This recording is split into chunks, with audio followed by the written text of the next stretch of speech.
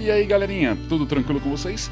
Eu sou o professor Wagner Cince e estou aqui para resolver com você mais uma questão de vestibular.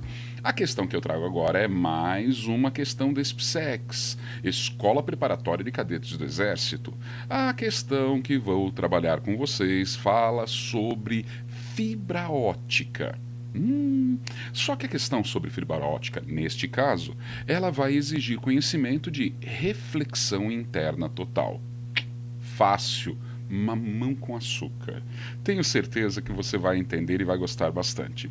Antes de começar a minha resolução, não esqueça, deixe aqui o seu like, inscreva-se no nosso canal, combinado? Marque aqui no sininho de notificações para você poder receber toda e qualquer nova informação de vídeos que eu coloco aqui no canal para você. Combinado? E também não se esqueça, né, antes de eu começar aqui, você já fez exercícios de reflexão interna total? Será que são difíceis? Como que eles são cobrados? Já se bateu com algum deles? Não? Deixa aqui embaixo o seu comentário, combinado assim? Vamos à leitura e resolução do exercício? Acompanhe aí na tela com vocês. O texto em questão, ele fala o seguinte, vamos lá junto. Em 2014, né, a prova de 2014, uma fibra óptica é um filamento flexível, transparente e cilíndrico, que possui uma estrutura simples composta por um núcleo de vidro, por onde a luz se propaga, e uma casca de vidro, ambos com índices de refração diferentes. Um feixe de luz monocromático. O que é monocromático mesmo? É aquele que é composto de uma única cor. Então, quando a gente está falando de luz, eu não posso esquecer que eu tenho duas características. O feixe de luz policromático, que são todas as cores, combinado? E todas as cores eu me refiro ao Vlava-Ave, vermelho, laranja, amarelo, verde, azul, anil e violeta. Vlava-Ave é o mnemônico. Não se esqueça, essa informação da luz policromática e do Vlava-Ave cobrado bastante no Enem. Não vai esquecer, hein? Quando a gente fala de monocromático, uma única cor. E qual a diferença? O policromático, ele vai ter vários índices de refração diferente para cada cor de luz. Quando você fala de monocromático, ele só tem um índice de refração. Isso significa que se torna muito mais tranquilo para poder exercer os cálculos, combinado assim? Então, voltando lá ao texto, acompanhe ali, ó. Um feixe de luz monocromático que se propaga no interior do núcleo sofre reflexão interna total. Ah, mas não está escrito interna ali. Mas é isso que eu preciso que você memorize. Eles não colocam essa palavrinha, mas você vai ter que saber disso. Na superfície de separação entre o núcleo e a casca, segundo o ângulo de incidência alfa, conforme representado no desenho abaixo, um corte longitudinal da fibra. Com relação à reflexão interna total mencionada acima, são feitas as afirmações. Primeira afirmação. O feixe luminoso propaga-se de um meio menos refringente para um meio mais refringente. Segunda afirmação. Para que ocorra a reflexão interna total, o ângulo de incidência deve ser inferior ao ângulo limite de separação da superfície entre o núcleo e casca. O ângulo limite da superfície de separação entre o núcleo e a casca depende do índice de refração do núcleo e da casca. O feixe luminoso não sofre refração na superfície de separação entre núcleo e casca. O desenho que ele deu na prova é esse que você tem aí na tela agora.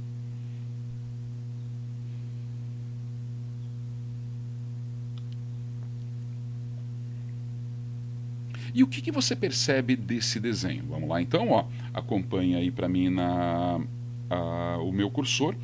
A luz ela está saindo de dentro do meu condutor, né? Ó, dentro aqui da fibra. Ela toca essa superfície e inteiramente volta, e ela fica fazendo esse zigue-zague. Tá? Por que acontece isso? Porque dependendo do que aconteceria, parte da luz estaria atravessando a casca.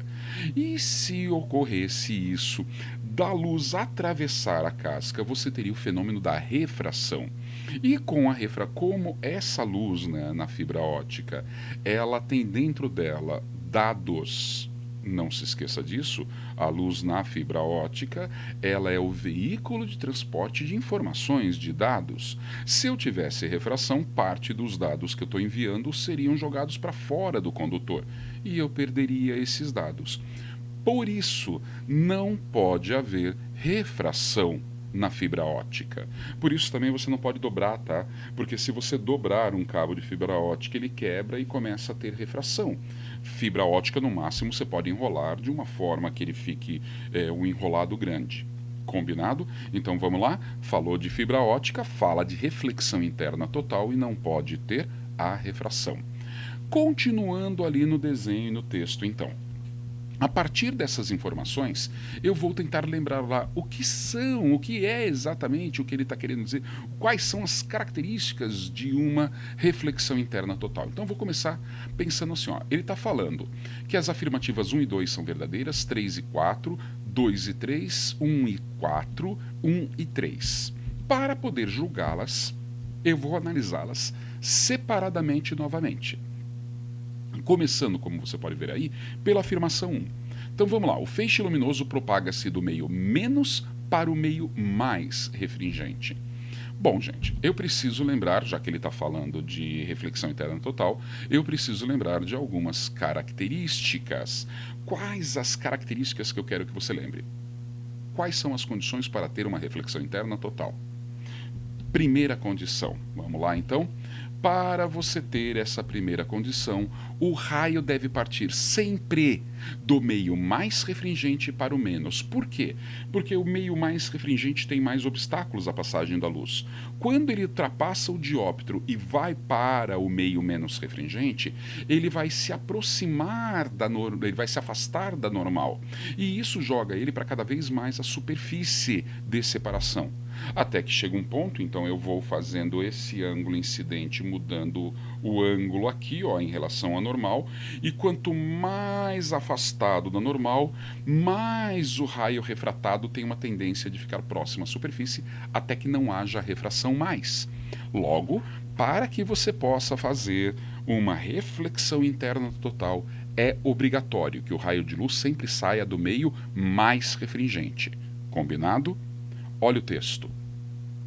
O feixe luminoso, tá aqui, ó, propaga-se do meio menos para o meio mais. Sacou? A primeira regra já destrói isso daqui. Continuando, tá? Qual é a segunda regra?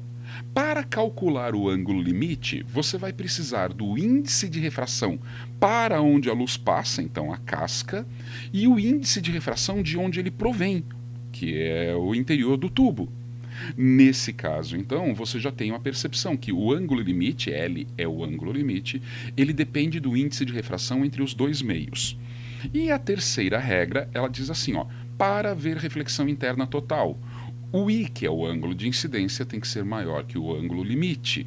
Tá? Então nunca perca de vista essas três regrinhas. Agora, em relação a esse item, né, como eu já falei ali, por causa do primeiro critério, o item já é falso. Afirmativa 1, falsa.